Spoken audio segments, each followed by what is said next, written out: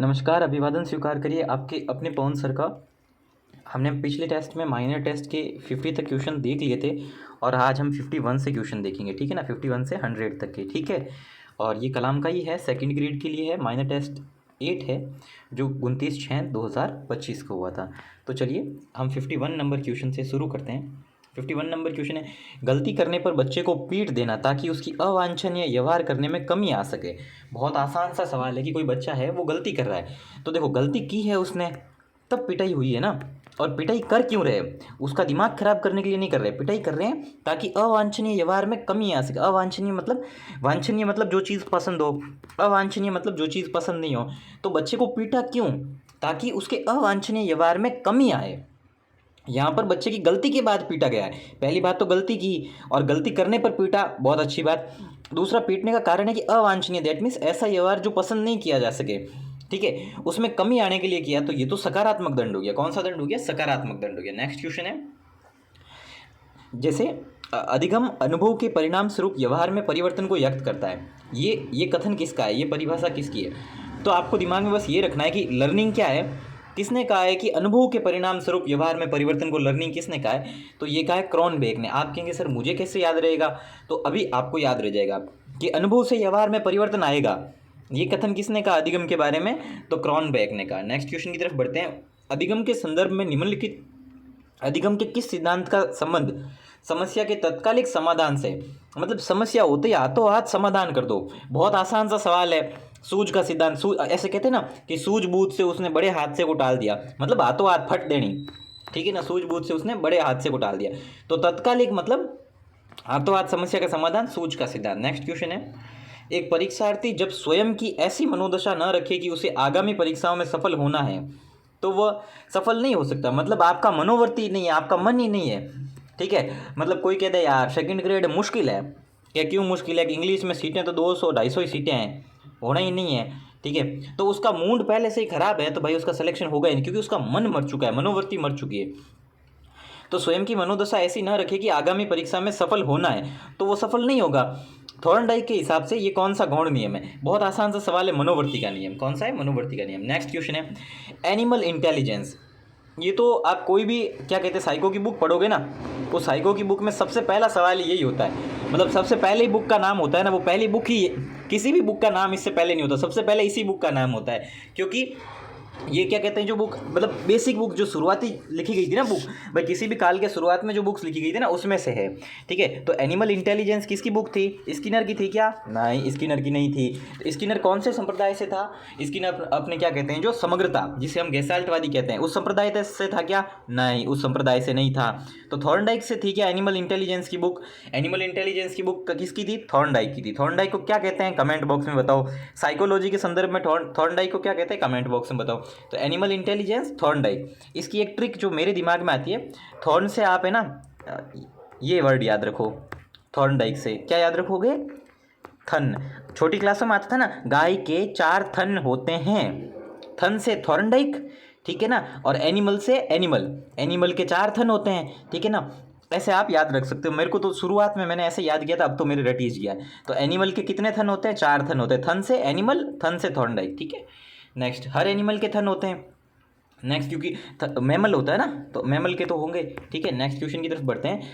ये question, Africa का क्षेत्रफल एशिया से कम है। बिल्कुल सही बात है, अफ्रीका का क्षेत्रफल एशिया से कम है।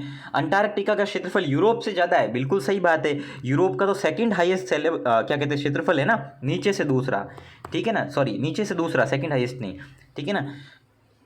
तो ये भी सही है, ये भी सही है। उत्तरी अमेरिका का क्षेत्रफल यूरोप एवं ऑस्ट्रेलिया के संयुक्त क्षेत्रफल से अधिक है, ये भी सही है। आप कहेंगे सर इतने डीप सवाल आपको कैसे आते हैं? तो गाइज ये ऐसा है कि या तो आपकी किसी बुक से पढ़ा हुआ होगा, बट मुझे कैसे आता है कि एक्चुअली कलाम की बुकलेट है ना, वो मैंने पढ़ी थी, ठीक है। तो मुझे ये सवाल आता है, उसके अंदर ये सीधे सीधे पॉइंट यही लिखे हुए हैं। तो ए बी सी तीनों ही राइट है। अब आपको आज के बाद याद रहना चाहिए। आप कहेंगे कि सर याद कैसे करें? कुछ मत करो, एक तरफ लिखो जनसंख्या, एक तरफ लिखो क्षेत्रफल, इधर लिखो एशिया, अफ्रीका, उत्तरी अमेरिका, दक्षिणी अमेरिका, ठीक है।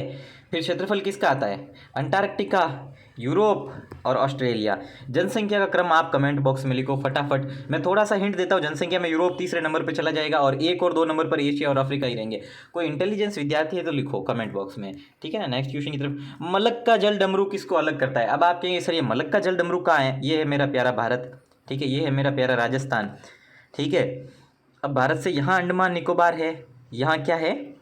लक्षद्वीप, ठीक है। कितनी शर्म की बात है कि हम जब भारत का नक्शा बनाते हैं तो सिर्फ इसी मेनलैंड इंडिया को दर्शाते हैं, ठीक है। हम भूल जाते हैं कि अंडमान निकोबार और लक्षद्वीप हमारे ही पार्ट है और हम उसको नहीं दिखाते, लेकिन श्रीलंका को दिखाते हैं। आप कहेंगे कि सर श्रीलंका को नहीं दिखाना चाहिए, ऐसा नहीं हो सकता। 100 नॉटिकल मील के दायरे में कोई भी अंतर्राष्ट्रीय टेरिटरी आती है, नॉटिकल मील जो समुद्र में नापते हैं, उसको आपको नक्शे में दिखाना होता है। हम ये नहीं कहते श्रीलंका हमारा पार्ट है, हम ये कहते हैं ये हमारे मतलब इतनी कम रेंज में ही है, नेड़ा एकदम नेड़ा है, ठीक है। तो अब वापस से चित्र बनाते हैं। ये है मेरा प्यारा भारत और ये पूरा कश्मीर पाकिस्तान सब अपना है। कोई सब भारत माता की जय लिखो कमेंट बॉक्स में। पूरे हिंदू कुश तक सारी सीमाएं अपनी, अखंड भारत बनाएंगे, ठीक है। तेल लगा के डाबर का, नाम मिटा दो बाबर का। ये डायलॉग किस समय चला था? जब राम मंदिर का आंदोलन हुआ था तो डायलॉग चलता था, तेल लगा के डाबर का, नाम मिटा दो बाबर का। ये बहुत प्रसिद्ध डायलॉग था, ठीक है ना। 90s के टाइम मैं तो पैदा नहीं हुआ था, पर मतलब बहुत प्रसिद्ध डायलॉग था ये। मतलब बाद में भी जब भी राम मंदिर के आंदोलन होते थे यही डायलॉग होता था। क्यों आप कहेंगे बाबर क्यों होता है? क्योंकि बाबर ने राम मंदिर तोड़ा था, ठीक है। क्योंकि वो अच्छा आदमी तो नहीं था, बुरा आदमी था। मतलब आप सोच के देखो कि उत्तर भारत में कहीं पर भी कोई पुराने हिंदू मंदिर है ही नहीं। पूरे उत्तर भारत में हिंदू मंदिर पुराने है ही नहीं। क्यों? भाईचारा बढ़ाने के लिए मंदिर तोड़ दिए गए। वास्तव में यहाँ पर भाई और चारे के बीच में स्पेस है, भाई बन गया चारा, ठीक है ना। आप खुद देखो पूरे उत्तर भारत में कोई भी हिंदू मंदिर है ही नहीं। क्यों? और हमारे वीर राजा जो राजस्थान के वीर राजा थे, जिनको हमको किताबों में भ्रमित करते हुए पढ़ाया जाता है कि ये राजा इतना वीर था कि अपनी बेटी को ले जाके शादी कर दी, ये भी राजा बहुत वीर था। फिर धीरे से लिखते इसने भी अपनी बेटी को ले जाके शादी कर दी। तो वीर थे तो लड़े क्यों नहीं? लड़े तो प्रताप थे, चंद्रसेन लड़े थे, और उधर भरतपुर में वो सूरजमल जी लड़े थे, ठीक है। अच्छा क्या कोई कह दे कि सर आप इनके समुदाय से आते हो? मैं इन तीनों के समुदाय से नहीं आता, सीधी बात है। लेकिन वीर राजा तो ये थे, बाकी तो ले जाके छोरी पन्ना देते थे, हमारी छोरी में ब्याह कर लो, मन ठोक जो मती। ये वीरता थी क्या? वीर राजा थे तो उत्तर भारत के पुराने हिंदू मंदिर कहाँ गए? आपकी वीरता की धूड़ उड़ी हुई थी। फिर भी किताबों में लिख दिया कि वीर राजा थे। क्यों? कि जब किताबें छपी तब SC ST या मूल OBC के कोई थे ही नहीं, बुक लिखने वाले सब बेचारे अनपढ़ थे। तो लिख दिया वीर राजा, हम जय हो वीर राजा। अरे वीर राजा काहे के? जाके छोरियां ब्याह करते थे। जैसलमेर ने छोरी ब्याह नहीं की थी, बट बीकानेर ने नहीं की। किसी को दुख हो रहा है तो क्यों हो रहा है? ये तो इतिहास है ना। राजस्थान बोर्ड की बुक में लिखा हुआ है कि छोरी का ब्याह करके आए थे, ठीक है। आप तो वीर राजा थे ना, फिर क्यों किया ब्याह? हैं आपको हिंदू मंदिर बचाने थे ना, क्यों नहीं बचाया आपने? ठीक है, महाराणा प्रताप ने बचाए तो मैं आज याद करता हूँ, सलाम करता हूँ उनकी मतलब क्या कहते हैं दृढ़ निश्चय, उनके विचारों को, ठीक है। सूरजमल जी लड़े तो मैं उनको सलाम करता हूँ, ठीक है। मारवाड़ में चंद्र प्रताप का अग्रगामी किसे कहा जाता है? मारवाड़ के चंद्रसेन राठौड़ जी को कहा जाता है। तो मैं उनको क्या कहते हैं प्रेम करता हूँ। जो सच में वीर थे वो सच में थे। अब खाली किताबों में लिख दिया क्योंकि आपके चेले चमाचे थे किताबें लिखने वाले, कोई वीर नहीं थे। वीर थे तो फिर मुगलों से लड़ना था, ब्याह नहीं करने थे जाके, ठीक है। जब भी कुछ होता है कि हम वीर, अरे वीर बताओ ना, फिर जाके लड़ो मुगलों से, जाके लड़े नहीं उस समय तो। अब भ्रमित नहीं करना, इतिहास फिर से लिखा जाना चाहिए, ठीक है। वीर महाराणा प्रताप थे, वीर चंद्रसेन राठौड़ थे, वीर वहाँ सूरजमल थे। और आप कहेंगे कि सर आप ये बात क्यों कह रहे हो? भाई पहली बात क्लियर करता हूँ, मैं इन तीनों के ही समाज से नहीं हूँ। तो आपके क्या दर्द है? मेरा दर्द है सच्चाई लिखो। आप ऊपर तो लिखते हैं वीर राजा ये और नीचे लिखते हैं विवाह करके आ गए और मंदिर तोड़ा तो वीर राजा चुपचाप बैठे थे। वीर राजा राज सिंह था, मंदिर तोड़ने दिया? फिर वीर राजा कहाँ थे? आप तो वहाँ जोड़ियाँ बैठ रहे थे, जाग खोले में बैठ रहे थे कि हाँ जापना जापना जापना जापना करता ही कौन था? आप था बादशाह। तो बादशाह ने क्या दिया? कुछ भी नहीं दिया। जो बात सच है वो सच है, मिर्चा लगे 4 बार लगे। मलक का जल डमरू, सच्चाई किसी ना किसी को तो बोलनी पड़ेगी ना। वीर राजा कहाँ थे? वीर तो प्रताप थे, चंद्रसेन थे, सूरजमल जी थे, और ये वीर राजा थे जिन्होंने वास्तव में संघर्ष किया। मलक का जल डमरू, ठीक है, वीर कल्ला राय मलोद थे। मलक का जल डमरू अलग करता है। तो देखो सबसे पहले ये है हमारा प्यारा भारत, यहाँ पर है लक्षद्वीप, यहाँ पर है अंडमान निकोबार। अब यहाँ से आप जैसे आओगे तो यहाँ पर होती है मलक का जल डमरू मध्य, ठीक है। तो ये किस किस के बीच में होती है, हमसे ये पूछा है। तो ये किसके बीच में होती है? मलेशिया और सुमात्रा के बीच में होती है। तो यहाँ एक देश है मलेशिया और यहाँ है सुमात्रा द्वीप। सुमात्रा देश नहीं है, आइलैंड का एक अपने इंडोनेशिया का एक द्वीप है। इनके बीच में जो खांचा है ना, आप कहेंगे सर क्या होता है जल डमरू मध्य? कुछ नहीं होता, स्ट्रीट होती है। ये खांचा जो होता है ना, जहाँ से जहाज़ें गुजरती है, पतली गड़ी नैरो, ठीक है, उसको बोलते हैं जलडमरू मध्य, क्योंकि उसके बीच में जल है। ठीक है, तो मलक्का जलडमरू मध्य कहाँ है? मलेशिया और सुमात्रा। आप लोग अगर सच में इस बात को स्वीकार करते हो तो कमेंट बॉक्स में लिखो कि भाई वीर तो ये 4-5 राजा ही थे जो मैंने बात की, बाकी वीर क्या थे? SC ST OBC सब पे अत्याचार करते थे। ठीक है, मतलब और जाके फिर उत्तर भारत में हिंदू मंदिर कहाँ गए? उत्तर भारत के, दक्षिण भारत के अभी भी पड़े हैं। ठीक है, तो फिर वीर राजा ने वीरता दिखाई क्यों नहीं? ठीक है, और वीर राजा थे फिर ब्याह करने ही नहीं थे फिर जाके, या करने थे तो फिर मुगलों में, छोड़ो मैं ज़्यादा बोल जाऊंगा, ज़्यादा नहीं सच बोल जाऊँ, कोई नहीं डरता, सच्ची बात में क्या डर है। जर्मनी का रूर या राइन प्रदेश किसके लिए प्रसिद्ध है? देखो कोई, ये बहुत आसान सा सवाल है। देखो एक एक चीज़ सिखाता हूँ आपको यूरोप के बारे में, है ना। यूरोप का, जब भी आप यूरोप तैयार करो तो 3 चीज़ें तैयार करो, एक यूरोप की नदियाँ, एक यूरोप के पर्वत, ठीक है, और दूसरा क्या कहते हैं, यूरोप में कौन कौन से क्या कहते हैं जो घास क्षेत्र है, तो यूरोप में कौन से घास क्षेत्र है वो याद कर लो। ठीक है, इसके अलावा कुछ भी याद नहीं करना है। तो कहेंगे कि सर इससे हो जाएगा, बिल्कुल हो जाएगा, क्योंकि औद्योगिक क्षेत्र भी आपको पढ़ने पड़ेंगे। तो जर्मनी का रूर प्रदेश क्या कहते हैं, जो औद्योगिक क्षेत्र किसके लिए प्रसिद्ध है? रूर कोयला के लिए प्रसिद्ध है। अभी मैंने एक शब्द गलत लिख दिया था, है ना, उसको वापस लेता हूँ। निम्नलिखित में से कौन सा उष्ण मरुस्थल का उदाहरण नहीं है? आप कहेंगे कि सर मरुस्थल तो उष्ण ही होता है, थार का मरुस्थल आपने गर्मा गर्म ही देखा कि कोई पेड़ है नहीं, कुछ नहीं। देखो मरुस्थल 2 तरह के होते हैं, कुछ मत करो, गूगल पे जाके लिखो लद्दाख का डेजर्ट, क्या लिखोगे? लद्दाख का डेजर्ट, तुरंत आप देख लोगे कि दूर दूर तक क्या जमी हुई है? बर्फ़ जमी हुई है, और एक भी पेड़ पौधा है ही नहीं, लोग बहुत कम रहते हैं। वो भी तो मरुस्थल ही है ना। मरुस्थल का मतलब क्या हो? जहाँ कोई मानव जीवन की संभावनाएं बहुत कम हो, तो ज़्यादा बर्फ़ पड़ेगी, वहाँ भी तो मरुस्थल ही होगा ना। तो हमसे पूछा ही उष्ण नहीं है, मतलब ठंडा मरुस्थल कौन सा है? सहारा उष्ण है, कालाहारी साउथ अफ्रीका में है, दक्षिणी अफ्रीका में, ये भी उष्ण है। नामीब क्या कहते हैं, ये भी उष्ण है। गोबी रेगिस्तान कहाँ है? तो गोबी है मंगोलिया और चीन की सीमा पर। कुछ बुक्स चीन लिखती है, कुछ बुक मंगोलिया लिखती है। पीपी सर के बच्चों ने दिमाग में लगा दिया मंगोलिया और चीन की सीमा पर। ठीक है, तो गोबी है ठंडा मरुस्थल, लद्दाख भी है ठंडा मरुस्थल, जबकि थार है अपने क्या कहते हैं जो गर्म मरुस्थल। ठीक है, बहुत आसान सा सवाल है। राइन नदी कहाँ से निकलती है? वोल्गा, टाइबर, अमेजन, ये नदियाँ कहाँ से निकलती है, हमको ये बताना है। तो राइन नदी कहाँ से निकलती है? तो गाइस, तो राइन नदी निकलती है आल्प्स की पहाड़ियों से। ठीक है, वेरी गुड। फिर क्या कहते हैं, जो वोल्गा नदी कहाँ से निकलती है? वोल्गा वल्दई, नाम से ही आप समझ सकते हैं, ट्रिक एक दिमाग में रख लो, वोल्गा वल्दई। ठीक है, टाइबर नदी कहाँ से निकलती है? टाइबर निकलती एपीनाइन। ठीक है, एपीनाइन पर्वत। कमेंट बॉक्स में बताओ एपीनाइन पर्वत कहाँ पर है। अमेजन नदी कहाँ निकलती है? ये तो बहुत आसान है, अमेजन दक्षिण अमेरिका में है ना। ठीक है, तो अमेजन नदी कहाँ से निकलती है? तो अमेजन नदी निकलती है एंडीज पर्वत से। ठीक है, इस हिसाब से 1 मिनट, हाँ, 1 2 3 3 2 2 1 4 3, हाँ ये रहा, ये हमारा सही जवाब हो गया। फटाफट स्क्रीनशॉट ले लो। टाइबर नदी कहाँ से निकलती है? एपीनाइन। ठीक है, टाइबर से टाबर याद रखो, टाबर क्या खाता है एप्पल खाता है, तो एपीनाइन।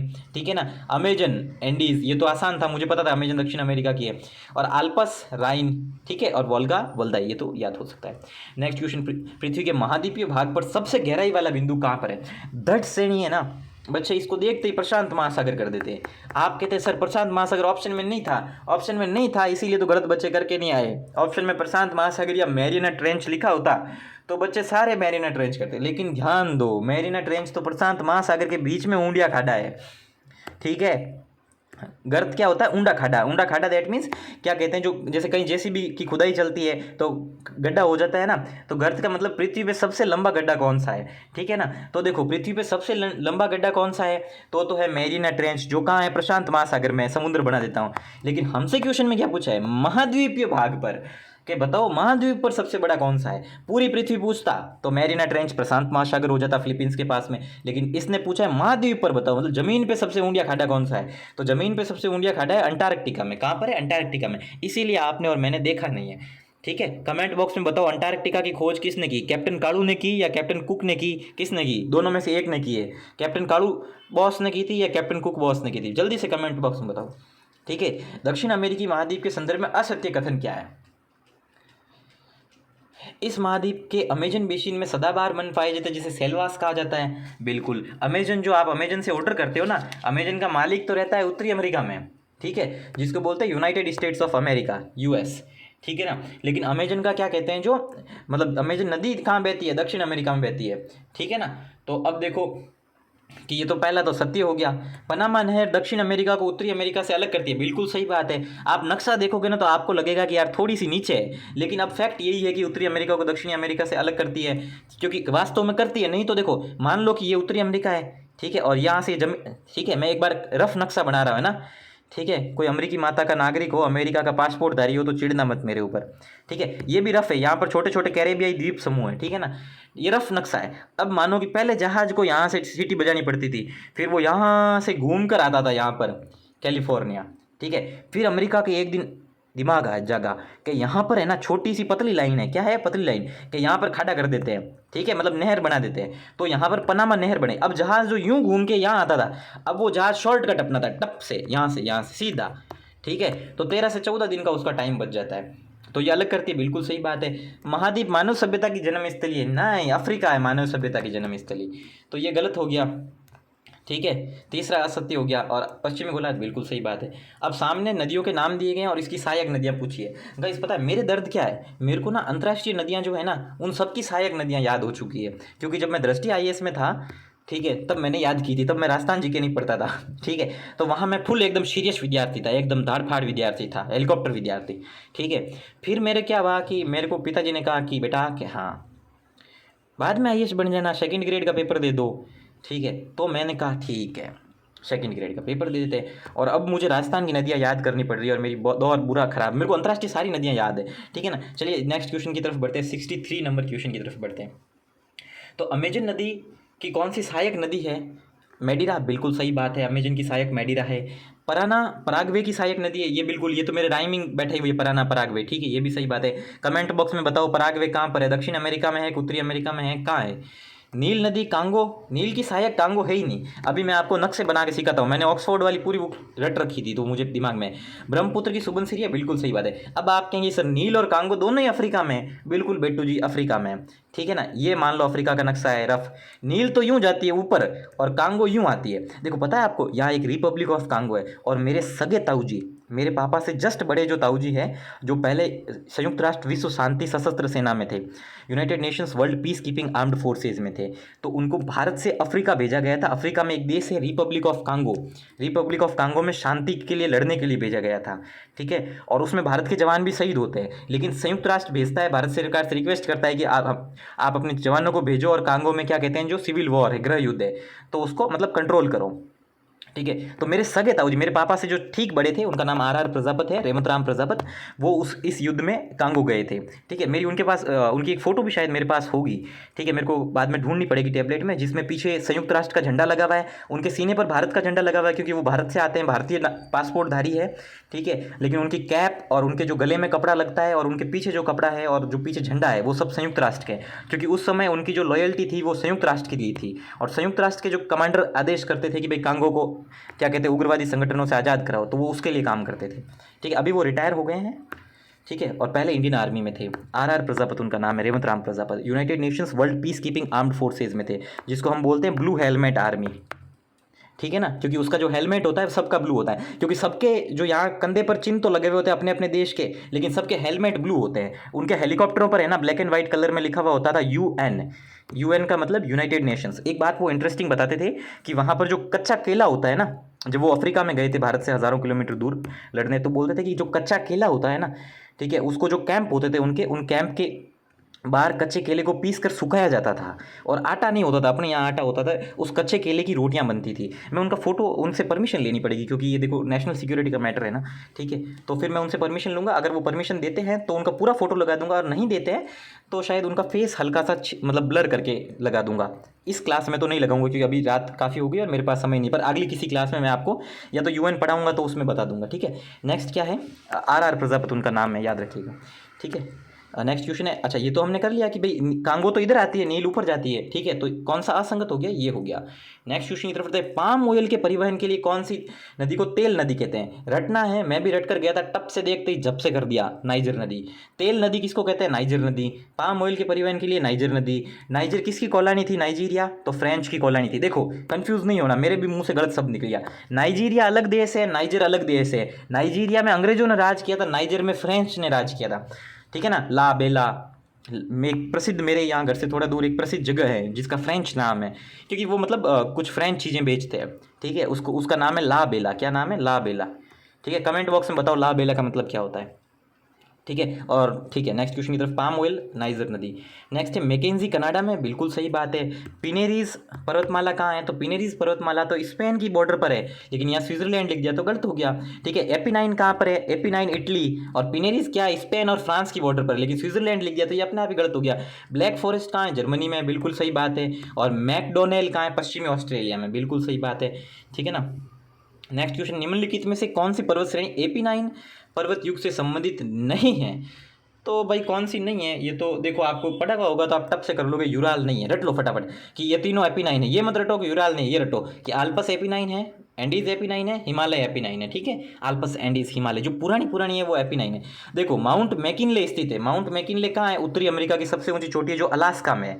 आप कहेंगे कि सर आपके अमेरिका का नक्शा देखा हुआ है, नहीं देखा है तो देखो बहुत मज़ा आएगा, मैं थोड़ा सा रफ नक्शा बनाता हुआ है ना। ठीक है, देखना हो आपको, आपके जीव में दोहराई हो जाएगी या हो रही हो जाएगी। ठीक है, ये फिक्स नक्शा नहीं है, रफ नक्शा है। ठीक है ना, अमेरिका का नक्शा बनाने की कोशिश कर रहा हूँ मैं। ठीक है, यहाँ पर कौन सा सागर है, अटलांटिक सागर, यहाँ पर प्रशांत महासागर है। ठीक है, कोई कह देगा सर नहीं मैंने तो प्रशांत महासागर राइट हैंड में देखा था, तो बेटू जी पृथ्वी गोल है ना, यहाँ से पृथ्वी घूम के उधर ही तो आएगी ना। ठीक है, एक बार मेरी भांजी ने मेरे से कहा था मामा, मैंने कहा यस, ठीक है मामा पैसिफिक ओशियन तो क्या कहते हैं जो इधर है ना, तो मैंने उसको समझाया था पेपर मोड़ के कि देखो बेटा ये जो क्या कहते हैं जो ये पृथ्वी तो गोल है ना। ठीक है, तो पृथ्वी गोल है तो फिर इधर जो पैसिफिक ओशियन है वो उधर भी तो है ना, क्योंकि पृथ्वी तो घूमी हुई है, हमें तो सीधे पन्ने पर फोटो दिया जाता है। ठीक है, अब आप देखेंगे कि यूएस की टेरिटरी तो यहाँ पर है, यहाँ पर 5 ग्रेट लेक्स है। ठीक है ना, जो 5 ग्रेट लेक क्या करती है, काम क्या करती है, अमेरिका और कनाडा, ये कनाडा है और ये अमेरिका है। ठीक है ना, इन दोनों के बीच में सीमा बनाती है। कोई बच्चा वास्तव में होशियार विद्यार्थी है तो वो पश्चिम से पूर्व के क्रम में 5 लेकों के नाम कमेंट बॉक्स में लिखो। ठीक है ना, मैं इसकी ट्रिक बता दूंगा, एक ट्रिक है। ठीक है ना, उस ट्रिक से आप टप से भूलोगे कभी नहीं। अब आपको पता है अमेरिका यहाँ पर है, यहाँ कनाडा, लेकिन अलास्का यहाँ पर है, और अमेरिका के हवाई द्वीप समूह यहाँ पर है। जापान ने क्या कहते हैं विश्व युद्ध के दौरान हवाई पर आक्रमण किया था, जो हवाई द्वीप समूह समुद्र में है। ठीक है ना, तो अब आप कहेंगे अमेरिका यहाँ पर और अलास्का यहाँ पर, तो देखो यहाँ पर है ना बेरिंग जल संधि है, और बेरिंग जल संधि की इस तरफ है रूस। ठीक है, दांत मत काटो, ठीक है, रूस है। ठीक है, तो यहाँ पर अलास्का है और यहाँ पर है रूस। ठीक है, मतलब ये क्या कमेंट बॉक्स में कौन लिख रहा है 5 क्या 5 व्हाट 5 ठीक है, ये ऐसे थोड़े मीम्स आते हैं 5000 वगैरह, पर भाई बीमारियों का घर है, दूर रहो, गंदी बात कभी नहीं करनी, दांत काट लो हंस लो। लेकिन ठीक है, तो अब है ना एक दिन क्या, पहले ये अलास्का रूस की टेरिटरी थी, फिर अमेरिका ने कहा कि रूस क्या, हाँ कि रूस तेरे गरीबी आ गई क्या, हाँ उस समय रूस गरीब था, तो एक काम कर, ये खांचा वैसे भी तेरे से दूर पड़ता है और तेरे को यहाँ सेना बैठानी पड़ती है, अरबों डॉलर का खर्चा करना पड़ता है, एक काम कर मैं तेरे को 10 रुपये देता हूँ, अलास्का मेरे को देगा। तो रूस ने कहा वैसे भी दूर है और रूस के पास दुनिया का सबसे बड़ा क्षेत्रफल था, तो रूस पहले है ना क्या कहते हैं जो अपने जी अलास्का पहले रूस की टेरिटरी थी, फिर रूस ने जैसे प्लॉट बेचते हैं ना वैसे अलास्का को क्या कहते हैं अमेरिका को बेच दिया था। ठीक है, आपने ग्वादर का नाम सुना होगा, ग्वादर जो पाकिस्तान का एक पोर्ट है, पाकिस्तान की राजधानी बलूचिस्तान, पाकिस्तान के जो 4th स्टेट है, 4 राज्य उसमें से एक राज्य है बलूचिस्तान, बलूचिस्तान की जो हिंद महासागर में बॉर्डर पड़ती है, यहाँ पर है ग्वादर, ग्वादर के इस तरफ है ईरान, और ईरान में भारत डेवलप कर रहा है चाहबार, और यहाँ पर है जो चीन डेवलप कर रहा है ग्वादर। ठीक है ना, ग्वादर कौन से स्टेट में पड़ता है, बलूचिस्तान में, राइट। एग्जाम में सवाल आ सकता है ग्वादर कहाँ पर है, तो ग्वादर पाकिस्तान में और चाहबार ईरान में। ठीक है ना, तो अब होता क्या है, बलूचिस्तान की राजधानी है क्वेटा, और बलूचिस्तान पाकिस्तान का सबसे बड़ा सूबा है और पाकिस्तान से अलग होना चाहता है, और यहाँ बलूच लिबरेशन आर्मी BLA धचीड़ हमला करती है। कमेंट बॉक्स में बताओ BLA ने अभी कौन सी ट्रेन पर हमला किया था पाकिस्तान में। ठीक है ना, जो बलूचिस्तान की राजधानी क्वेटा से लेकर पेशावर तक चलती थी, हिंट दे देता हूँ। ठीक है, पकड़ के उर्दू में बोलते थे, मैं BBC उर्दू वगैरह देखता था, उसमें बोलते थे पैसेंजरों को यरगमाल बना दिया, यरगमाल बना दिया, दैट मीन्स उनको क्या कहते हैं जो कब्जे में कर लिया, उर्दू वर्ड है यरगमाल। देखो 2 वर्ड है, एक माउंट मैकिनले है और यहाँ आपने लास्ट क्वेश्चन में पढ़ा था माउंट मैकेंजी। कंफ्यूज नहीं होना, दोनों ही उत्तरी अमेरिका में है। ठीक है, मैकेंजी भी उत्तरी अमेरिका में और मैकिनले भी उत्तरी अमेरिका में, यहाँ तक क्लियर है। ठीक है, अब क्या होता है कि देखो मैकिनले तो पूरे उत्तरी अमेरिका की सबसे बड़ी चोटी है, और मैकेंजी ठीक है ना क्या कहते हैं कनाडा की सबसे बड़ी चोटी है। नेक्स्ट क्वेश्चन की तरफ बढ़ते हैं, ऑस्ट्रेलिया का सबसे बड़ा पर्वत शिखर कौन सा है? भाई इतना आसान सवाल है, ये तो सबसे पहले बच्चे रटते कोशिश को। ठीक है, निम्नलिखित इसमें से अंत पर्वतीय पठार का उदाहरण नहीं है। ईरान का पठार तो है, शान का पठार भी है। ठीक है ना, तिब्बत का पठार भी है, साइबेरिया का पठार नहीं है क्योंकि ये तो ठंड में है ना, रूस में ऊपर की तरफ, ठीक है ना। तो ये अंतर पर्वतीय पठार का उदाहरण नहीं है। ईरान के पठार में ही अभी आपने पढ़ा था ना कि अमेरिका का जो B2 बॉम्बर था जिसने मध्य रात्रि में ईरान के क्या कहते हैं जो नतांज, फोर्दो और ऐसे कुछ टेरिटरी पर क्या कहते हैं जो B2 बॉम्बर से क्या कहते हैं बंकर बस्टर बॉम्ब्स गिराए थे, राइट। तो जो ये जो B2 बॉम्ब वाली मैं बता रहा हूँ ये ईरान के पठार में ही, ये गुप्त। आप सोच के देखो ईरान की जो ये जो नतांज और ये फोर्दो जहाँ पर अमेरिका ने हमला किया था, आप सोच के देखो कि ज़मीन से 20-20 मंजिल नीचे फैक्ट्रियाँ चल रही है ईरान की परमाणु बम बनाने की। ज़मीन से 20-20 मंजिल नीचे, एक मंजिल का घर होता है, सोचो ज़मीन से ऊंडो 20-20 मंजिल, ठीक है। इसलिए बंकर बस्टर बम की ज़रूरत पड़ती है, ठीक है ना। ईरान के अभी जो सुप्रीम लीडर है उनका नाम है अयातुल्ला खमनोई और ईरान की राजधानी है तेहरान, ठीक है ना। नेक्स्ट क्वेश्चन की तरफ बढ़ते हैं। और ईरान के जो शाह थे उनका नाम क्या था, शाह कुछ थे। पहले ईरान में राजतंत्र था और बाद में ईरान में क्या कहते हैं ये अयातुल्ला खमनोई। मज़े की बात क्या है आपको पता है, ये अयातुल्ला खमनोई यूपी का है, मतलब इसके बाप दादा यूपी से थे, फिर ये हज करने गया तो बीच में फिर ईरान आया तो ईरान में रुक गया कि अब घर को नहीं जाए, ठीक है। मतलब इसके बाप दादा यूपी से थे अयातुल्ला खमनोई। अंतर पर्वतीय पठार का उदाहरण नहीं है साइबेरिया का पठार। आप कहेंगे कि सर पेपर कराओ ना, फालतू एक्स्ट्रा जानकारी क्यों दे रहे हो, क्लास छोड़ के जा सकते हो।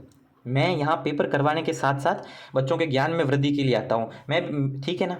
मेरे को यूट्यूब से 1 रुपया नहीं मिलता यार भाई, मैं सही बात कर रहा हूँ। जिस दिन मिलेगा उस दिन मैं क्या कहते हैं जो अपने वास्तविक रूप को छोड़ दूंगा और yes sir yes sir yes बेटा करूंगा। अभी खुला सांड हूँ, मस्ती से पढ़ाता हूँ और बाद में भी मस्ती से ही पढ़ाऊंगा, ठीक है। एशिया में शीतोष्ण कटिबंध घास के मैदान को क्या कहा जाता है, बहुत आसान सा सवाल है। एशिया में शीतोष्ण कटिबंध घास के मैदान को स्टेपीज बोलते हैं, ठीक है ना। अब देखो डाउन्स कहाँ होते हैं, ऑस्ट्रेलिया में, ठीक है।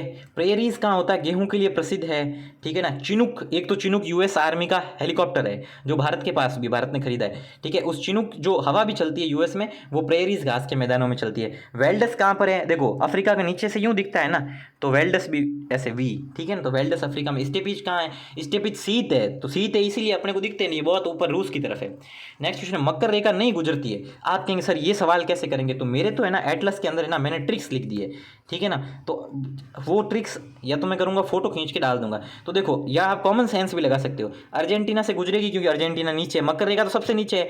नामीबिया भी अफ्रीका में यहाँ पर है तो यहाँ से गुजरेगी। चिली कहाँ है, चिली यहाँ नहीं है, देखो चिली यहाँ पर है, धरते ही पहला चिली आता है, चिली फिर नामीबिया और उसके बाद चिली और फिर क्या कहते हैं जो चिली फिर अर्जेंटीना और फिर नामीबिया, ठीक है ना, ठीक है। और वियतनाम तो देखो यहाँ पर है और ये लाइन यहाँ से गुजर रही है, तो वियतनाम नहीं होगा मकर रेखा। मैं ट्रिक का फोटो भेज दूंगा। महाद्वीपों को उनकी जनसंख्या के अनुसार आरोही अवरोही क्रम में बताना। अवरोही मतलब सबसे ज़्यादा जनसंख्या किसकी है, सबसे ज़्यादा धारफाड़ मतलब मेहनती लोग कहाँ के हैं, फिर कम मेहनती कहाँ पे, और सबसे ज़्यादा क्या कहते हैं जो मेहनत कामचोर लोग कहाँ के हैं कि जनसंख्या बढ़ी नहीं रही है वहाँ की। ये बयान गलत है, जनसंख्या हमेशा कम होनी चाहिए। अगर आपके 3 बच्चे हैं, 2 होते तो हो सकता है आप उनको हेलीकॉप्टर मीडियम स्कूल में पढ़ाते, और 1 होता तो हो सकता है आप उनको फाइटर प्लेन मीडियम स्कूल में पढ़ाते, और 0 बच्चे होते, जो कि शायद मैं प्रीफर नहीं करता। 0 होना ही नहीं चाहिए, एक आध तो होना चाहिए यार। आप अकबर के वंश के हो, आप महाराणा प्रताप के वंश के हो, सॉरी अकबर का वंश मतलब जिन जो उसके समुदाय से है, मतलब ऐसे इस चीज़ को लो, है ना, ठीक है। तो एक आध तो कोई होना चाहिए ना आपकी फोटोकॉपी के बाहर ही, कि रहे कालू रहेगा क्या, हाँ कालू रहूँ ऐसे, ठीक है। तो अवरोही क्रम के हिसाब से जमाना आसान सा सवाल है, एशिया, अफ्रीका, उत्तरी अमेरिका, दक्षिणी अमेरिका, ठीक है ना। विश्व का सबसे ऊंचा जलप्रपात कौन सा है, तो बहुत से बच्चे इसमें नाइग्रा करके आएंगे, ये नाइग्रा वाइग्रा फॉल नहीं है, ठीक है ना, एक जोक चलता है, ठीक है, यूट्यूब पर, ठीक है ना। ये तो यार क्या बोल जाता हूँ मैं, कभी कभी कुछ भी निकल जाता है। तो नाइग्रा जलप्रपात तो नहीं है, नाइग्रा जलप्रपात फेमस है जो कनाडा और यहाँ इसकी अमेरिका की बॉर्डर पर है, ये अमेरिका यूएसए ये कनाडा, यहाँ पर है नाइग्रा जलप्रपात। नाइग्रा जलप्रपात कौन सी 2 नदियों के क्या कहते हैं जल से बनता है, मैं लिख तो रहा हूँ बट मैं नहीं लिखूंगा, कमेंट बॉक्स में बताओ, मैं हिंट दे देता हूँ। आप जैसे ही क्या कहते हैं पश्चिम से पूर्व की तरफ जाओगे तो लास्ट 2 नदियों से बनता है, ठीक है ना। मिनाल जलप्रपात कहाँ पर है, यही राजस्थान में। जोग जलप्रपात कहाँ है, कर्नाटक में, जिसको केरुसप्पा गेल सप्पा भी केरुसप्पा गेर सप्पा, ठीक है ना, गे ल नहीं गे र है, ठीक है ना। और क्या महात्मा गांधी भी कहा जाता है कुछ बुकों में। एंजिल जलप्रपात का है, एंजिल जलप्रपात है उत्तरी अमेरिका और दक्षिणी अमेरिका की सीमा पर, यहाँ पर एक छोटा सा देश है वेनेजुएला। वेनेजुएला क्या है कि अमेरिका का विरोधी है, जस्ट पड़ोस में अमेरिका है, तो वेनेजुएला अमेरिका का विरोधी है, तो वेनेजुएला का पक्का पक्का दोस्त कौन होगा, तो वेनेजुएला का पक्का पक्का दोस्त है ईरान, और वेनेजुएला का पक्का पक्का दोस्त है अपने क्या कहते हैं रूस, और वेनेजुएला ओपेक का मेंबर है, ओपेक प्लस गठबंधन का मेंबर है, ठीक है। कमेंट बॉक्स में बताओ ओपेक प्लस गठबंधन क्या कहते हैं, किस चीज़ के दुनिया में भाव को नियंत्रण करता है, दूध के भाव को या हेलीकॉप्टर के भाव को या सब्जी के भाव को या पेट्रोल के भाव को, किसके भाव को? ओपेक प्लस जो गठबंधन है नियंत्रण करता है, ठीक है ना। तो विश्व का सबसे ऊंचा जलप्रपात कहाँ पर है? एंजल जलप्रपात वेनेजुएला में है। नेक्स्ट क्वेश्चन है, एशिया महाद्वीप को अफ्रीकी महाद्वीप से पृथक लाल सागर एवं काला सागर करते हैं क्या? सोचो एक बार। दूसरा है, एशिया महाद्वीप को उत्तरी अमेरिका से बेरिंग जल संधि पृथक करती है। मैंने लास्ट बताया भी था जब मैं आपको बोल रहा था ना, अलास्का यहाँ पर था और रूस यहाँ पर था और बीच में बेरिंग जल संधि थी। तो यहाँ पर देख लो, अमेरिकी महाद्वीप हो गया, रूस एशिया का है, तो बीच में बेरिंग जल संधि मैंने पहले ही बता दी थी आपको, ठीक है। तो दूसरा तो राइट हो गया, कन्फर्म हो गया, ठीक है। एशिया महाद्वीप देशांतर के पूर्वी गोलार्ध में, बिल्कुल सही बात है। जिस हाथ से आप खाना खाते हो ना, वो हाथ हमेशा पूर्वी होता है। तो एशिया इस तरफ है, इस तरफ तो अमेरिका है, ठीक है ना। तो जैसे जिसे मारवाड़ी में कहते हैं जीवनो हाथ, ठीक है ना। जिस हाथ से आप खाना खाते हो वो हाथ हमेशा पूर्वी हाथ होता है। अब इस बार कंफ्यूज होना ही नहीं है, जिस हाथ से आप देखो, ठीक है, कि कौन से हाथ से खाना खा रहा हूँ, तो बोलो ये है मेरा पूर्वी हाथ। बोलो पवन सर की जय हो, पवन सर ने क्लियर कर दिया पूर्व और पश्चिम का अंतर, ठीक है ना। और जिस हाथ से खाना खाते हो वही राइट हैंड होता है, क्योंकि वो सही है हाथ खाना खाने के लिए, राइट, ठीक है। और जिस हाथ से क्या कहते हैं, जो खाना खाते हो वही हाथ पूर्वी होता है। देखो पूर्वी और पश्चिम में, पूर्व में पॉजिटिव वाइब्स आती है, पश्चिम में थोड़ी सी मीठी मीठी नेगेटिव वाइब्स आती है। और मरमरा सागर काला सागर एशिया और यूरोप को पृथक करते हैं, बिल्कुल सही बात है। देखो यहाँ पर है ना, लाल सागर और काला सागर लिखा है। देखो लाल सागर तो है ना करता है, लेकिन काला सागर तो ऊपर की तरफ है ना, तो एशिया और अफ्रीका को पृथक नहीं करता है। चुंबी घाटी कहाँ पर है? देखो चुंबी घाटी कहाँ पर है, मुझे एग्जाम में याद है, मैंने टप से ये कर दिया था, ठीक है। बाद में जब मैं घोड़े बन रहा था तब मेरी नज़र पड़ी कि नहीं, भारत भूटान में तो है लेकिन म्यांमार में नहीं है ना। चुंबी तो भारत भूटान और तिब्बत के बीच में है। कहाँ पर है? भारत भूटान और तिब्बत के बीच में। नेक्स्ट क्वेश्चन, दूसरे अखिल भारतीय जल सम्मेलन, ये करंट अफेयर का है। तो ये जल सम्मेलन कहाँ हुआ था? तो ये उदयपुर में हुआ था। उदयपुर में एक लिंग जी, ठीक है ना। जैसे मारवाड़ी गानों में उदयपुर को बोलते हैं उदयपुर, ठीक है ना। और जयपुर को बोलते हैं जयपर। जयपर क्यों? जयपर ये जय जो चुंदड़ी लाई जो, वो जयपुर को जयपर बोलते हैं।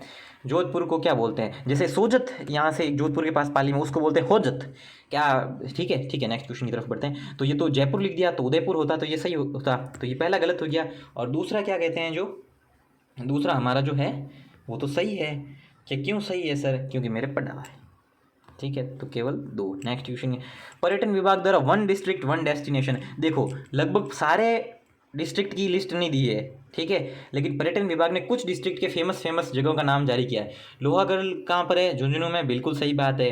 रणकपुर पाली में, बिल्कुल सही बात है। श्रीनाथ जी राजसमंद में, बिल्कुल सही बात है। लेकिन जयसमंद झील उदयपुर में नहीं है। नए जिलों में जयसमंद झील चली गई सलूम्बर में, ठीक है ना, सलूम्बर में, ठीक है ना।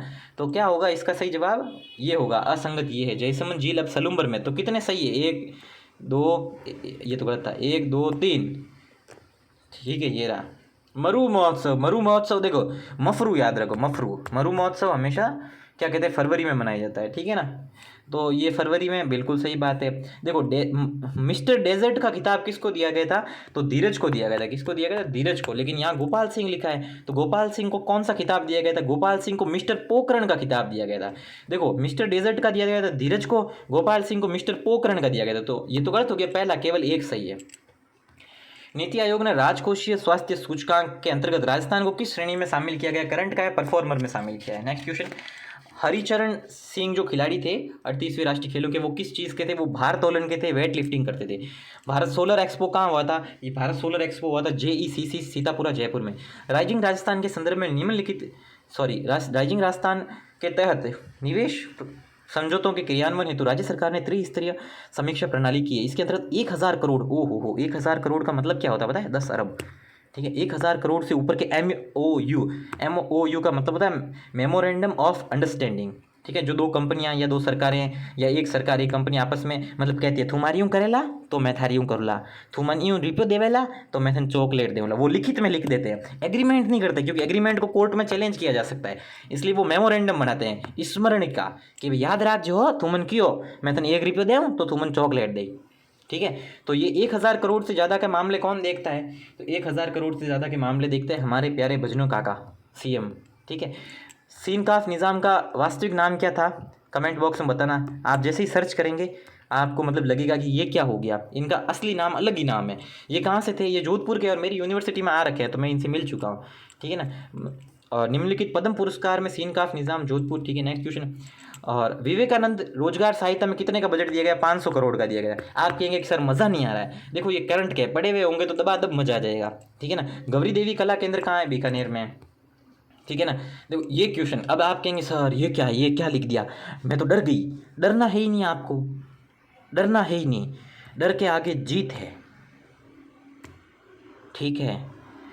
कुछ मत करो, ये सारे के सारे अध्याय याद कर लो कि सर आपको याद है, मुझे शायद 6 या 7 याद है, ठीक है ना।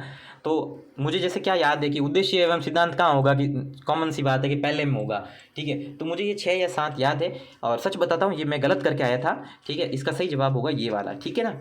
मैंने इसका सही जवाब कर दिया था ये वाला दूसरा, ठीक है। एक ही गलत हुआ था मेरा, लेकिन इसका सही जवाब ये वाला है, ठीक है ना। स्क्रीनशॉट ले लो फटाफट। आप कहेंगे कि सर ये याद कैसे करेंगे, ये याद करने के लिए कुछ मत करो, गूगल पे जाके सर्च करो यूएन के क्या कहते हैं जो चार्टर, उसमें आपको मिल जाएगा सारे चार्टर।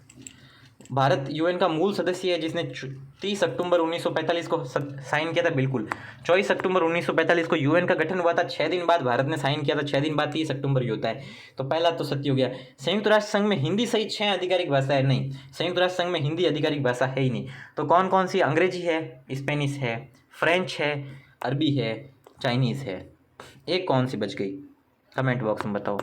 अंग्रेजी है, फ्रेंच है, स्पेनिश है, अरबी है, चाइनीज़ है, और एक और कौन सी, छठी कौन सी भाषा बच गई, वो आप कमेंट बॉक्स में बताओ, ठीक है ना। मैं, ठीक है। और यहाँ लिखा हुआ है कि संयुक्त राष्ट्र संघ की स्थापना से लेकर अब तक महासभा में 2 महिला अध्यक्ष रह चुकी है। देखो ये क्वेश्चन ना कलाम ने बुकलेट में भी इस क्वेश्चन की क्या कहते हैं समरी गलत दी है। ये क्वेश्चन मतलब बुकलेट जो पढ़ने के लिए, उसमें भी कलाम ने ये गलत बताया है, ठीक है। और इस क्वेश्चन में भी कलाम ने क्या कहते हैं गलत जवाब दिया है। अगर आप मेरे पे विश्वास करते हो तो मैं आपको कुछ फैक्ट बता देता हूँ इस तीसरे के संदर्भ में, एकदम फैक्ट बताऊंगा, ठीक है। विश्वास हो तो मान लेना, नहीं तो कलाम को मान लेना। यहाँ लिखा है कलाम ने इसका क्या उत्तर बताया, सबसे पहले मैं आपको ये बता देता हूँ, ठीक है। तो कलाम ने इसका उत्तर, एक मिनट मेरे को ध्यान करना पड़ेगा, या कलाम ने तो इसका उत्तर बताया था 2 असत्य कथन कौन सा है, 2 और 3, ठीक है, ये बताया था। असत्य कथन पता करने 2 और 3, लेकिन यहाँ कलाम ने लिखा 2 महिला अध्यक्ष रह चुकी हैं, ठीक है। और कलाम ने बुकलेट में भी क्या बताया कि 2 महिला अध्यक्ष रह चुकी है, उसके अतिरिक्त एक विजय लक्ष्मी पंडित है, जबकि टोटल 4 महिला अध्यक्ष रह चुकी है। आप कहेंगे कि सर ये तीसरा पॉइंट गलत है, बुकलेट में भी गलत है, यहाँ भी गलत है। मैं आपको चारों महिलाओं के नाम बता दूँ, लिखो। सबसे पहले विजय लक्ष्मी पंडित, जो 8वीं महासभा की अध्यक्ष थी 1953 में, ठीक है। पहली कौन थी, विजय लक्ष्मी, जो 8वीं महासभा की अध्यक्ष थी। दूसरी कौन थी, दूसरी थी एलिजाबेथ ब्रूकस, ठीक है, जो 24, यार फिर से डिलीट हो गया। पहली थी विजय लक्ष्मी, दूसरी थी एलिजाबेथ ब्रूकस। विजय लक्ष्मी 8वीं की थी, एलिजाबेथ किसकी थी, 24 की थी, जो कि लाइबेरिया से थी, ठीक है ना। और फिर थी शेख हया रशीद, ठीक है ना, शेख हया रशीद। तो ये शेख हया रशीद कहाँ की थी, तो ये थी बहरीन की, कहाँ की थी, बहरीन की थी, और ये 61वीं महासभा की अध्यक्ष थी। ये 3 तो कलाम की बुकलेट ने बताया, फिर कलाम की बुकलेट अपडेट करने वालों ने अपडेट नहीं की। 3 तो आपने देख लिया। चौथी का नाम है मारिया फेरानाडा एस्पिनोसा।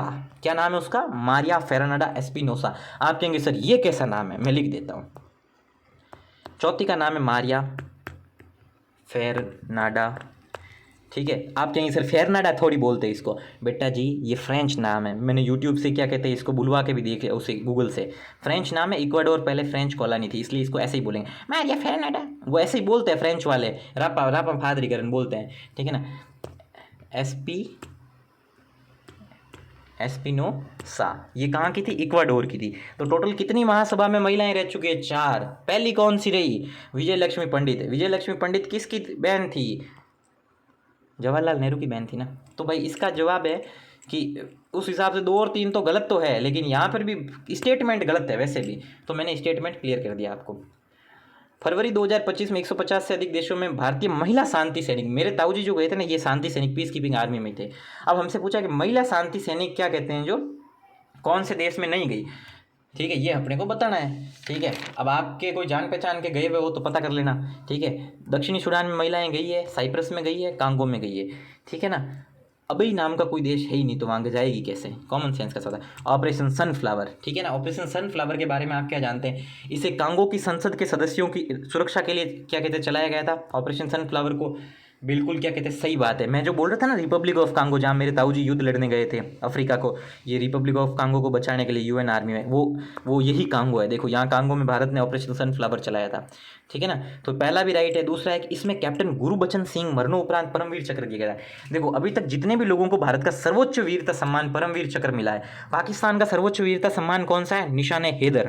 क्या है? निशान हैदर पाकिस्तान का सबसे बड़ा शौर्य सम्मान है, निशान हैदर नाम है उसका। भारत का सबसे बड़ा शौर्य सम्मान कौन सा है? परमवीर चक्र, ठीक है ना।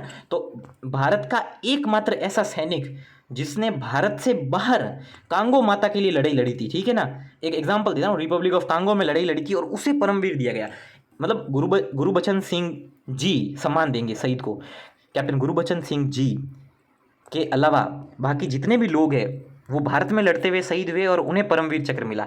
परमवीर चक्रों की लिस्ट में एकमात्र कैप्टन गुरबचन सिंह ऐसे आदमी हैं जिन्होंने भारत से बाहर, भारत के क्या कहते हैं, जो अंतर्राष्ट्रीय हितों को देखते हुए यूएन की आर्मी के थ्रू लड़ा था और उनको मिला है, ठीक है ना। तो एकमात्र ऐसा आदमी जो भारत के लिए नहीं लड़े और उनको परमवीर चक्र मिला है, कैप्टन गुरबचन सिंह। कैप्टन गुरबचन सिंह जी सम्मान होना चाहिए हर जवान का। 89 में कौन सा होगा? 1 और 2 दोनों ही सही है। नेक्स्ट क्वेश्चन है, भारत ने लाइबेरिया में पहली बार महिला भेजी। बिल्कुल सही बात है, सबसे पहले भारत ने ही भेजी थी महिलाओं को, बाकी सबकी देश की महिलाएं डरती थी। अपने भारत की महिलाएं की हाले दापुड़ी हाले गई चालो पपुड़ी हालो, तो मतलब हैंटी लुगियाँ। तो दूसरा देश नहीं था, भारत पहला ही देश था जिसने सबसे पहले भारत ने ही लुगियाँ भेजी थी। मतलब सारी की सारी लुगियाँ।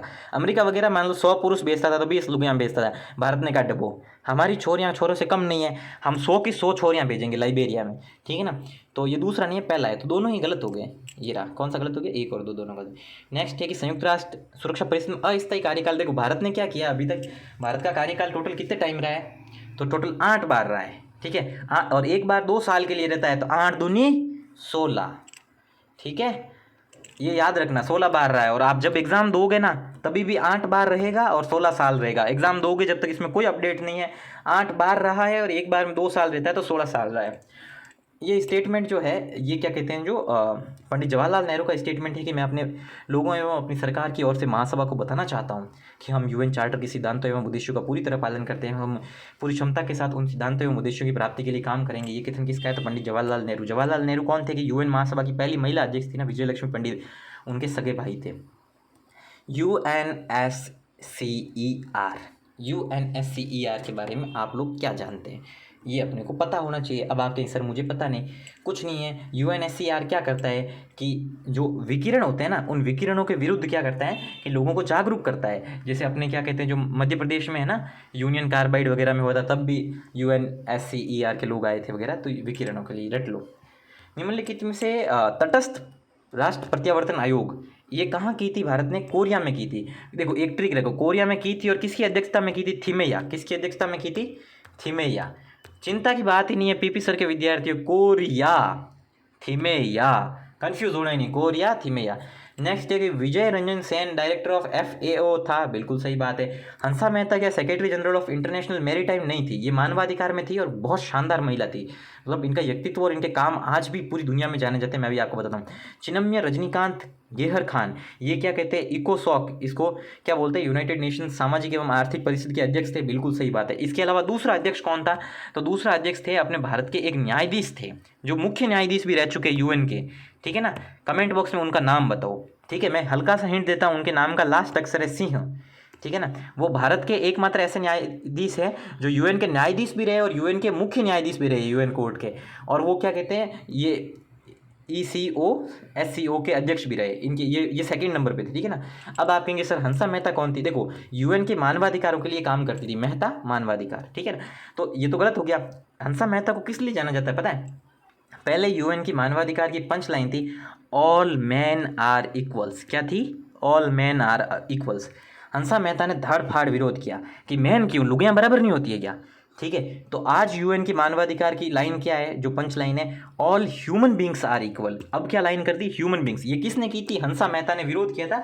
तो विरोध किया था कि जन के लपका करे बेटी, कहाँ लपका करूँ, क्या जन बता क्या लिखे ऑल मैन की जगह, तो बोला मैन क्यों, लुगाइयाँ बराबर होती है, तो ऑल ह्यूमन आर करो, ठीक है ना। तो अभी जो आपने क्या मानवाधिकार आयोग की पंच लाइन क्या, ऑल ह्यूमन आर इक्वल्स, पहले क्या थी, ऑल मैन आर इक्वल्स, ठीक है ना। इसको किसने चेंज करा? हंसा मेहता। हंसा मेहता ने मानवाधिकारों के लिए बहुत काम किया है, ठीक है ना। नेक्स्ट क्वेश्चन की तरफ बढ़े, अंतर्राष्ट्रीय श्रम संगठन के संदर्भ में निम्नलिखित कथनों पर विचार कीजिए। ये क्या कहते हैं? ये सारे कथन मेरे पढ़े हुए हैं, ठीक है ना। तो इसमें से देखो ये ILO की कार्यकारी परिषद है क्या? नहीं, ये कार्यकारी परिषद नहीं, ये स्वतंत्र निकाय है। मीटिंग वर्ष में एक बार होती है, बिल्कुल सही बात है। अभी तक 4 लोग बन चुके हैं, बिल्कुल 4 लोग बन चुके हैं। सबसे लेटेस्ट रविंद्र वर्मा बने थे, ठीक है ना। और सेकंड नंबर पे जगजीवन राम जो देश के श्रम मंत्री थे वो बने थे। टोटल 4 बने थे, पहला और तीसरा आप बताओ, ठीक है। तो इसमें सही कौन सा होगा? 1 और 2। नेक्स्ट क्वेश्चन क्या है कि देखो ये समूह 4 या इसको G4 बोलते हैं, ये समूह 4 और G4 करता क्या है? देखो ये कुछ भी नहीं करता है। ये कहता है कि अभी UN में 5 परमानेंट मेंबर है, उनको वीटो की पावर है। वीटो की पावर क्या कहती है कि सारा संयुक्त राष्ट्र कहते हैं कि मतलब सारा संयुक्त राष्ट्र कहते हैं PKMKB, सारा संयुक्त राष्ट्र कहते हैं, सॉरी ये वर्ड सही नहीं है, मैं इसको वापस लेता हूँ। सारा संयुक्त राष्ट्र कुछ भी बोल दे, ठीक है ना। ये पाकिस्तान के संदर्भ में पाकिस्तान को बुरा कहने के लिए वर्ड होता है, तो मैं इसे वापस लेता हूँ। अपन किसी की बुराई क्यों करें अगर, ठीक है। तो मान लो कि बुराई करनी चाहिए, अगर वो देश पे हमला करे तो बिल्कुल करनी चाहिए। तो देखो तो क्या होता है कि अभी 5 परमानेंट मेंबर है, ठीक है ना। तो ये पांचों अपनी दादागिरी करते हैं, इनके पास वीटो पावर है। सारा संयुक्त राष्ट्र एक तरफ हो जाए और इन पांचों में से एक जना भी कह दे कि ये काम नहीं होगा, तो वो काम नहीं होता है। तो भारत ने G4 का एक संगठन बनाया और ये संगठन कहता है 5 की बजाय है ना सीटें बढ़ाओ, या तो 10 करो या 12 करो। तो इसमें मेंबर कौन होंगे? जो परमानेंट मेंबर नहीं है। अब आप कहेंगे कि सर ये तो चारों ही क्या कहते हैं जो परमानेंट मेंबर नहीं है, ठीक है ना। देखो जर्मनी में कौन सा क्या कहते हैं 1 है ब्लैक फॉरेस्ट पठार। इटली में कौन सी पर्वत श्रृंखला है? एपिनाइन। इटली की जो प्रेसिडेंट है ना उसका नाम क्या है? बता बता बता। मेलोडी याद है आप, ठीक है ना। मेलोडी, गूगल पे सर्च करो मेलोडी, सब समझ में आ जाएगा कि प्राइम मिनिस्टर मोदी और ये LODY जो वहाँ की राष्ट्रपति है उनको क्या कहते हैं हैशटैग मेलोडी करके लोग कमेंट करते हैं, क्योंकि इन दोनों के बीच में बहुत अच्छी बनती है। और सकारात्मक तौर पे कह रहा हूँ, मजाक नहीं कर रहा। हैशटैग मेलोडी ट्विटर वगैरह पे काफ़ी ट्रेंड करता है। जापान क्या कहते हैं, बहुत प्यारा देश है। जापान के पूर्व राष्ट्रपति शिंजो एबे मेरे खास एकदम जिगरी थे, नहीं थे, मैं उनको उनकी सादगी के लिए क्या कहते हैं पसंद करता हूँ। ब्राज़ील की राजधानी है ब्राज़ीलिया और ब्राज़ील का सबसे धारपाड़ शहर है रियो डी जनेरिया, ठीक है ना। तो देखो ये भी है G4 का मेंबर, ये भी है, ये भी है, इटली नहीं है, ठीक है ना। ठीक है, नेक्स्ट क्वेश्चन। संयुक्त राष्ट्र की तीसरी समिति के अभी जो भारत ने क्या कहते हैं 8वीं बार जो अध्यक्षता की थी, जिसमें टोटल 16 साल हो गए थे भारत को अध्यक्षता में, उसमें कितने सह प्रायोजक रहे? तो 17 रहे थे, याद करना है, रट के जाऊँ, ठीक है ना। निम्नलिखित में से कौन वर्तमान में है? तो वर्तमान में है दलबीर भंडारी। और मज़े की बात बताऊँ, दलबीर भंडारी जोधपुर से है, ठीक है ना। जोधपुर में जालोरी गेट एरिया है ना, वहाँ पर इनका मतलब पूर्वज रहते थे। अब तो सब दिल्ली में रहते हैं, पर इनके काका बाबा, इनकी एक्स, इनके फूफा सब जालोरी गेट में रहते हैं, ठीक है ना। मतलब एक्स इनका क्या कहते हैं एक्स सर्वेंट की बात कर रहा हूँ मैं, ठीक है ना। ये जोधपुर से है दलबीर भंडारी, जो अंतर्राष्ट्रीय न्यायालय के दूसरी बार न्यायाधीश बने। एक बार में 9 साल का कार्यकाल होता है। अब ये बंदा दूसरी बार न्यायाधीश बनाया तो इसका कार्यकाल टोटल अंतर्राष्ट्रीय न्यायालय में 18 साल का होगा। यूनाइट अवेयर ऐप भारत ने डेवलप किया है, ठीक है। किस लिए किया है? UN के शांति सैनिकों की सुरक्षा के लिए किया है, ठीक है ना। किसके लिए किया है? अवेयरनेस, उनको अवेयर करने के लिए। यूनाइट UN, और ये क्या कहते हैं शांति सैनिकों की सुरक्षा के लिए किया है। कुछ नहीं चाहिए मेरे को, मूड हो तो कमेंट बॉक्स में थैंक यू लिख देना, ठीक है ना। और सच में मैं अभी बहुत बुरी परिस्थिति से गुजरा हूँ। एम्स जाता हूँ, all India institute of medical science, AIIMS Jodhpur जाता हूँ, इलाज चल रहा है मेरा जनरल सर्जरी डिपार्टमेंट में, ठीक है। मतलब 24 घंटे, पता नहीं यार क्या हो गया मेरे को, ठीक है फिर, है ना। इसीलिए मैडम पूछ रहे थे ना, सोनी मैम, कमेंट मैंने देखा था सोनी मैम आपका, ठीक है ना, कि पवन सर धापुड़ी को बचीड़ क्यों बुला रहे थे इतने। वो मैडम मेरा थोड़ा अभी तबीयत तो ठीक नहीं है, तो अपना आप ही क्या होता है कि आदमी गुस्सा हो जाता है ना। ठीक है सोनी मैम, थैंक यू, ठीक है। टाटा, सी यू, लव यू, बाय सब बच्चों को, है ना। ओके, टाटा।